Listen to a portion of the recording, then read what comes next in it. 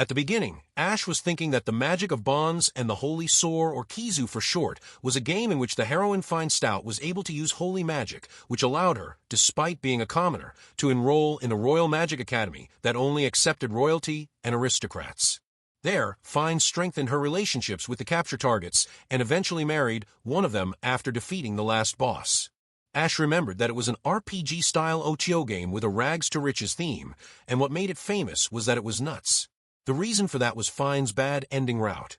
To get this route, Fine had to fail to reach a certain affection level with any of the capture targets and start her second year with low favor among her friends. Because her holy magic was despised as filthy dark magic and she became the target of vicious bullying, Fine was forced to drop out and vanished into the night. Some people even said it was a tear-jerker from start to finish, and Ash wondered if the devs had intended to make adults cry in the first place. Ash thought that this depressing scenario was actually the game's real ending. Ash thought of himself as Ash Lebanon and explained internally that he was a Japanese man reincarnated into the world of Kizaru. One day after he turned 10, Ash was flipping through maps and reference books for his future dungeon delving. While looking at one of the books, Ash muttered to himself that he wanted to explore that dungeon someday, and that this was what the monsters looked like. As he stared at the picture, he noted that the creature's weakness was water, but then added that, in reality, physical attacks were the easiest way to defeat it. Ash sat there wondering why he knew these things. At that moment, Ash remembered playing Kizu in his previous life. Drawing on those memories, Ash finally understood his situation. He discovered that he had been reborn into the Lebanon family, the lowest-ranked aristocrats, baronets. He was the second son of the family, and his position was as low as it could possibly be among both the nobility and within his own household. Ash thought he wasn't even a mob. In a way, he believed he was fortunate, because since he wasn't an heir, he was free to live how he wanted. That said, Ash noticed there were differences from the game. His character, Ash Lebanon, did not actually exist in the original world of Kizaru. Moreover, there was one problem. No matter how hard he tried, he couldn't remember the most important thing, what the heroine looked like. Ash wondered what route the world was following now, and whether Fine even existed. He had seen the capture targets at the academy, so he knew for certain this was the world of Kizu. Then it was raining, and Ash was walking with an umbrella while thinking that he might as well take a shortcut to the dorm. The rain began pouring down harder. Ash noticed something and froze. Someone was sitting on the ground, and when he got closer, he realized it was a girl. She had injuries, and her clothes were damaged. Ash thought she must be a girl from their school, and wondered if she had been bullied. Ash told her that if she stayed there any longer, she would catch a cold. Fine told Ash not to get involved with her, and said that she liked sitting there. Ash sighed, took off his blazer, and handed it to Fine along with his umbrella, telling her to take it. Fine was shocked, and Ash ran off, saying she didn't need to return it and calling out goodbye. The scene then shifted and a house appeared. Ash was lying on his bed, thinking that he had really done it.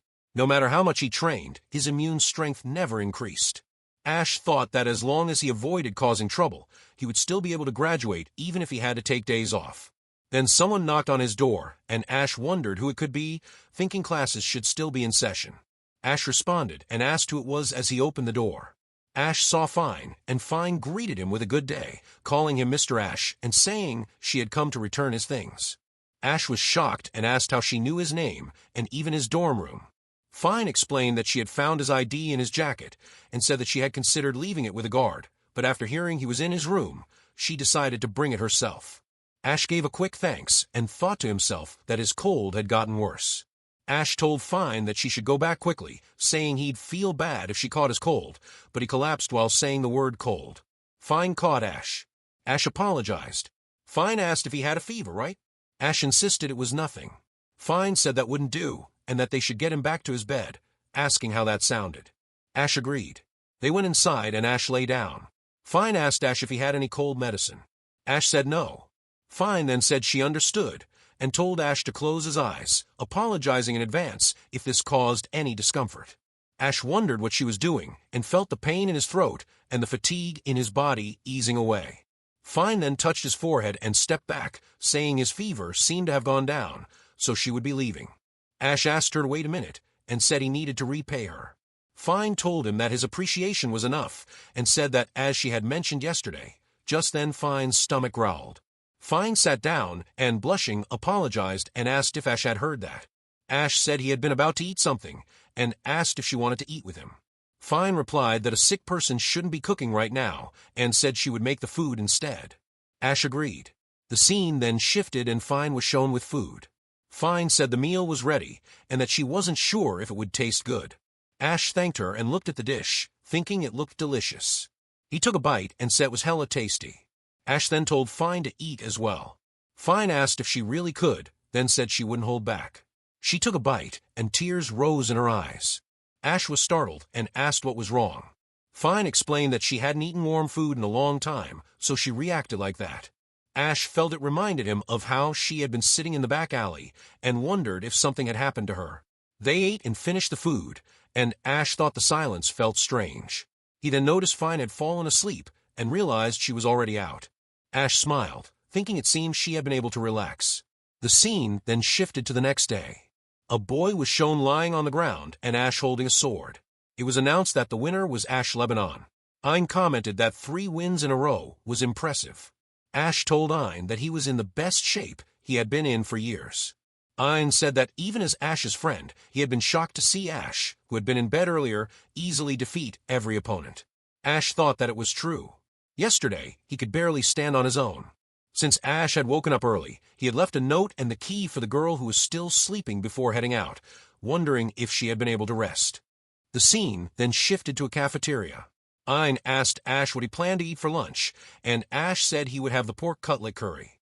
Ein answered that he would have ramen with onions, he guessed. Ash then said that, by the way, something big had happened yesterday. Ein asked what he meant. Ein then said that His Highness Albert had announced his engagement. Ash reacted with a cry of shock. Ash thought that Prince Alberich was this country's second prince and one of the captured targets in Kizio. Ash asked who the girl was.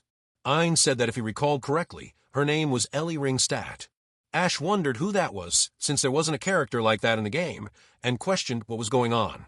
Ash asked if she was perhaps the daughter of a duke. Ein said that she was from a baronet family, just like them. Ash thought that the students at the academy were divided into classes based on noble ranking, and that their curriculums differed, making interaction nearly impossible. Ash said it was surprising that royalty could find common ground with her, and that he wanted to take a look. Ein said he heard that as soon as Ellie's engagement was announced, she was transferred to an upper-rank class.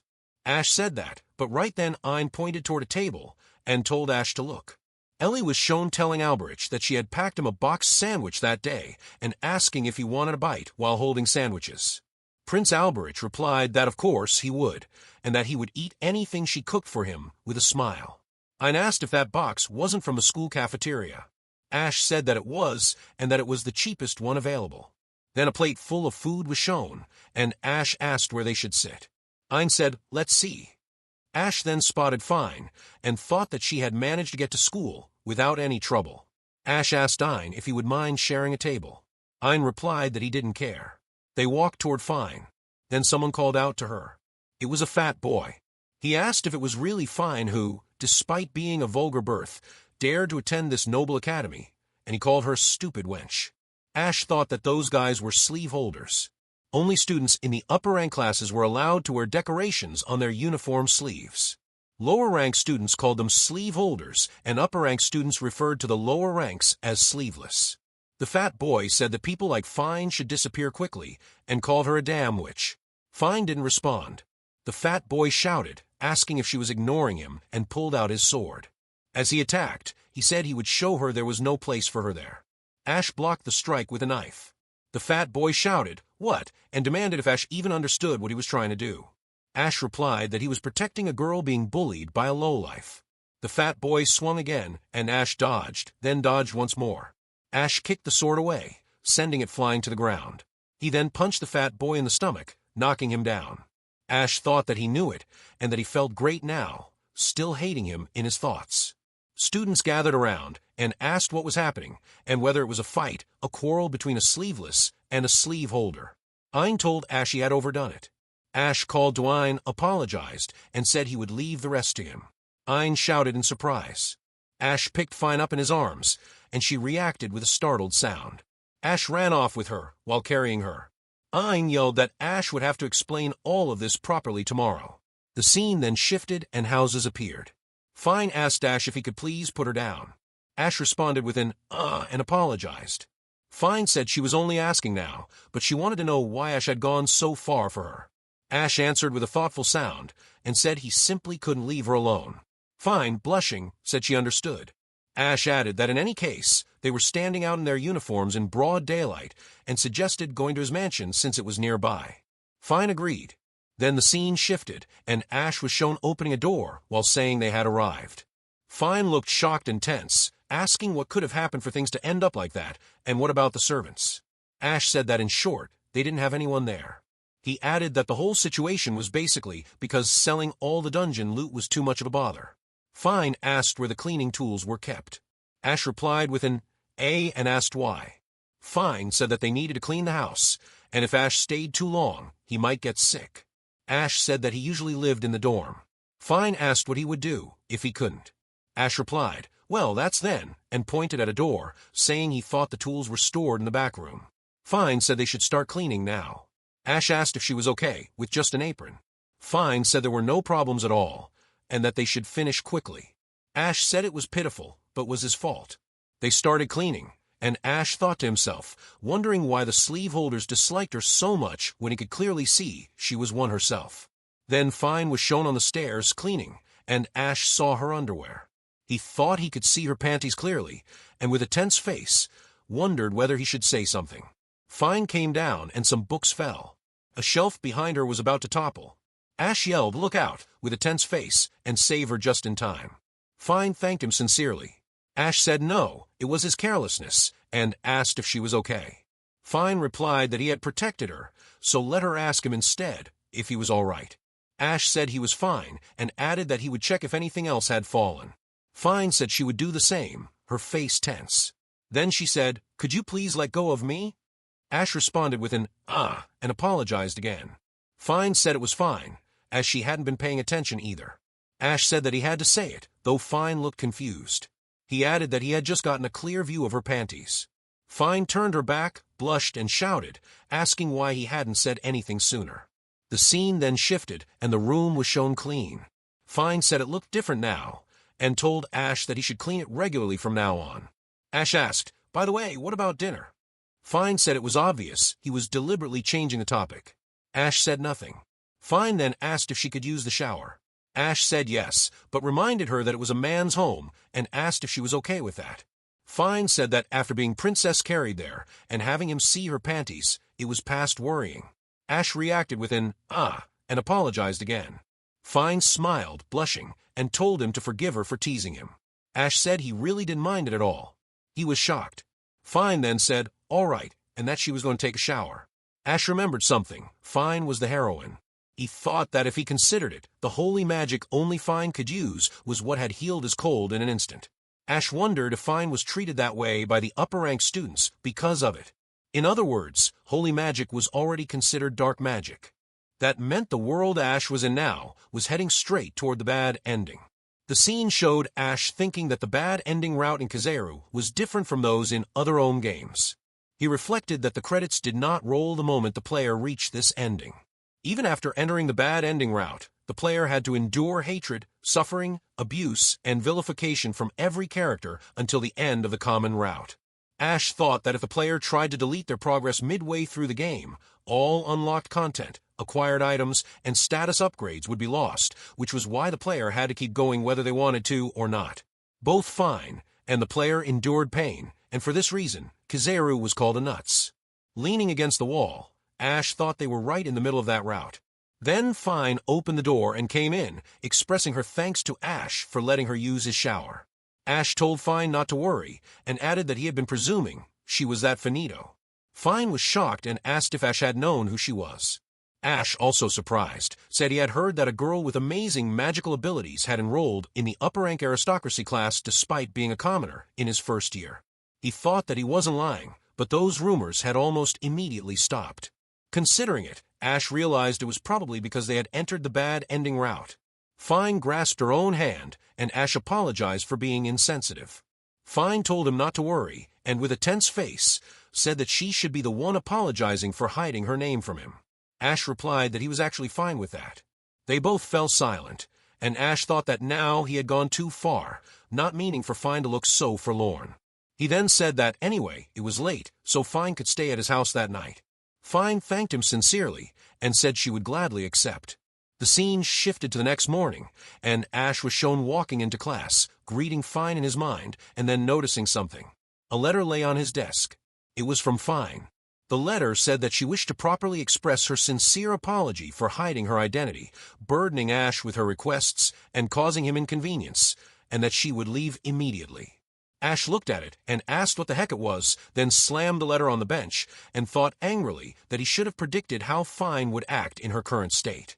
He realized he had already decided that continuing this bad ending route, which made Fine suffer repeatedly and caused her to lose her smile, was something he did not want to see or do anymore, and that this was why he had to act. The scene shifted, and a crowd was shown. Ash wondered what all the people were gathered for, and walked toward them, thinking that he needed to find Fine as soon as possible. Ash then saw Prince Alberich declaring that it seemed commoners could not keep track of their own actions. Ash looked at the group and thought that those were Fine and His Highness Alberich. He also recognized Eugene Graham, son of the kingdom's most outstanding and brave general and a peerless spearman, Recon Arbak, son of the best royal court magician and an extraordinary genius himself, and David Venus, son of the kingdom's minister of finance, who, despite being a student, was a charismatic manager running multiple businesses. Ash thought that they were the capture targets in Kizu, the quartet of the most influential and handsome young men, also known as the Four Knights. Even so, Ash wondered what that woman, Elise, was doing there. He saw Elise hugging Prince Alberich. Prince Alberich declared that Fine had not only threatened Elise, but had even tried to use her wicked magic against all of them, and he said he would never approve of such a vile which attending the academy. Fine, with a tense face, insisted she had done no such thing.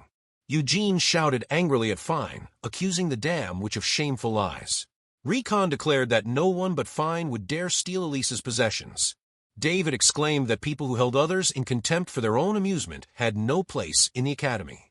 Elise then cried out to His Highness that it was not Fine's fault, and it might very well have been Elise herself who had caused the problem.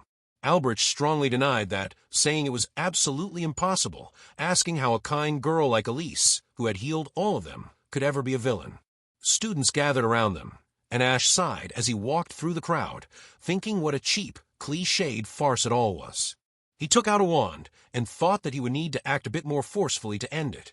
Ash pointed the wand at the sky. Alberich continued, saying that if Fine stopped being stubborn and admitted the accusations were true, then, just then, a drop of water landed on his hand, and suddenly it started raining. Students ran inside, shouting, asking where the sudden downpour had come from and complaining that they couldn't see anything. Someone called for Elise to take cover in the school building. Ash called out to Fine. She turned, and Ash grabbed her hand. Fine recognized Ash and addressed him as Mr. Ash. They started running, and Ash told her to come with him. The rain kept pouring, and soon they were near a window. Ash said that it wouldn't stop raining. Fine asked why Ash had saved her. Ash replied that he had said it before, he could not leave her alone. Furthermore, he added that she had nearly been heading toward her own destruction just then. Fine quietly acknowledged that it was so. Ash then said that for now, they needed to do something about their soaked clothes. Fine replied that there was no need to do anything. She stepped closer to Ash, touched his body, and said the word blessing. Ash thought that his wet clothes and hair had dried instantly and was shocked. He asked if this was the magic he had heard rumors about. Fine said yes and explained that supposedly only she could use it and that it was one of the holy magics. She said the magic was called blessing and that it cleansed the body of impurities. Ash asked Fine if this magic had anything to do with her being bullied and with that girl Elise. Fine's face grew tense. Ash then took Fine's hand and told her that he knew it was a lot to ask, but for the sake of improving the current situation, he needed her to tell him what had happened to her so far. Fine said that she understood that it was a long story and asked if Ash minded. Ash said he did not. Fine then began to explain.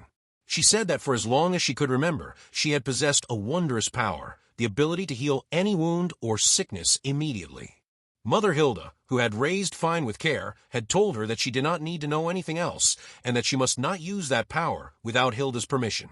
When asked if she understood, Fine had answered yes. Fine explained that she could only use her power when Mother Hilda gave permission, and only when a wound was so severe that it could not be healed with a potion. Those had been peaceful days, living in an orphanage on the frontier. Fine continued that 3 years ago, when she had gone to pick up herbs in the mountains, she had encountered a badly wounded person there. Fine said that she healed him immediately. She admitted that this was when she had broken Mother Hilda's teachings. Despite being surprised by her power, the man had asked her many questions, saying that he wanted to repay her. He told her it was all thanks to her, and asked for her name. Fine answered that she had just done what anyone would have done in her place. The man replied that he was becoming more and more interested in her. Fine said that, saying this, they had begun their descent of the mountain together. She then explained that a year later, someone had come and proclaimed that under a preferential measure, Miss Fine Stout was allowed to enroll in the Royal Magic Academy. Believing she could save many people, Fine had decided to accept, saying that she would absolutely love to be a student. However, because it was an academy for nobles only, she, a commoner, was seen as an oddity. The only person who would speak to her was Elise. Elise had greeted her, confirmed that Fine was indeed finito, introduced herself, and said they should get along from then on. Fine said that she quickly reached the point where she told Elise about the power she possessed. She began to confess, saying that, to tell the truth, she had a certain power. Fine continued that soon after, Elise had begun to take a strange interest in her activities. Fine said that they had a certain class that day, and Elise had told her to put something away, handing her another book and saying it would be much better. Fine said that by the time she realized it, she had already begun living according to Elise's decisions. Elise had suggested they check out a shop downtown together, and Fine had agreed. Fine said that she could not have imagined what was happening while she was not paying attention. Some girls had been shown saying that Fine was threatening them with her wicked magic. Another girl had replied that it was awful and said that was why she could not stand commoners. Fine said that Elise had not only started spreading imaginary rumors about her. She had also begun using an excessive number of potions to heal the wounds and injuries of Prince Alberich and his friends, wounds that Fine could have easily fixed herself. By the time Fine had grasped the situation she was in, it was too late. She said that the fatal blow had come during outdoor combat practice, when she cast defensive protection on people who were not accustomed to fighting monsters. Some students had shouted at her, asking what she had done, and calling her, repeating the name of the spell, defensive protection, and accusing her of trying to kill them all. They had called it sickening, and told her never to use that disgusting power in front of them again. Fine said that sometime after that, some students had confronted her again, saying that they knew it was her, calling her a damn witch, and declaring that they could not allow those endless acts of barbarity to continue. They had told Fine that they would make sure she was expelled from the academy. Fine had cried out in shock and tried to protest that she had really done nothing wrong. The students replied that if she insisted on pretending, they would have no choice but to destroy the orphanage where she, a wicked villainess, had grown up. They then walked away, while Fine tried to beg them to listen, pleading with them to hear what she had to say. Fine said that her desperate pleas had fallen on deaf ears, and she had been ordered to leave the academy immediately. When she came to her senses, she found herself sitting in a back alley, crying. And yet, Fine said it had been Ash who had called out to her there, telling her that if she stayed there, she would catch a cold. Fine told Ash that he had been the one who had called out to her there. The backstory ended.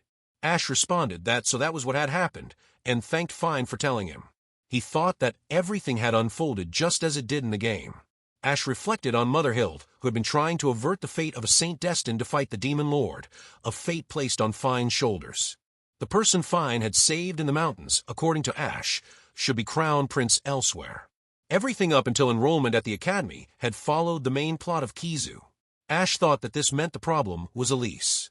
Kizuru had begun after Fine had healed and attracted the interest of the capture targets. Ash assumed that Elise had manipulated and taken over Fine's actions and position by imitating holy magic using potions. He thought that would be impossible unless someone was fully informed about Kizu and concluded that it was quite likely Elise was a reincarnator. Fine then said somewhat hesitantly that she was very grateful to Ash for saving her time and time again. She turned away and said that she did not want to cause him any more problems, so she would be on her way. Ash asked Fine if she was content to remain defeated by Elise and her gang. Fine clenched her fist. Ash asked if she really wanted to run away pathetically with her tail between her legs. Fine turned back, exclaiming that there was no way she wanted to do that, but added that she still did not have the means to prove her innocence or protect the orphanage. Ash told Fine that she still had some fight left in her. Fine reacted with surprise and asked what he meant. Ash said that in that case, she should rest assured because he would help her triumph over them all. Fine was shocked,